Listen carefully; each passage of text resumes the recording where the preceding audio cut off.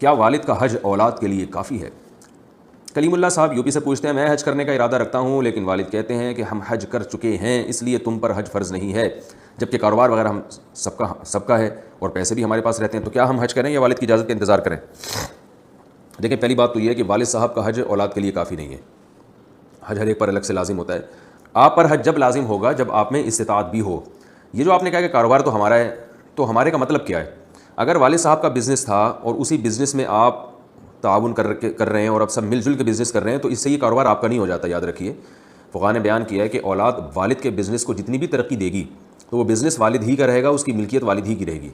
تو یہ کاروبار آپ کا ہے کا مطلب اگر انویسٹمنٹ آپ نے اپنے پیسوں سے بھی کی ہے تو پھر تو آپ بھی شریک ہو گئے۔ اگر آپ کی انویسٹمنٹ اپنے ذاتی پیسوں سے نہیں ہے تو یہ ابا ہی کا کاروبار ہے، تو اس کاروبار کی وجہ سے آپ پہ حج فرض نہیں ہوگا۔ ہاں، آپ نے یہ کہا کہ پیسے بھی ہمارے پاس رہتے ہیں،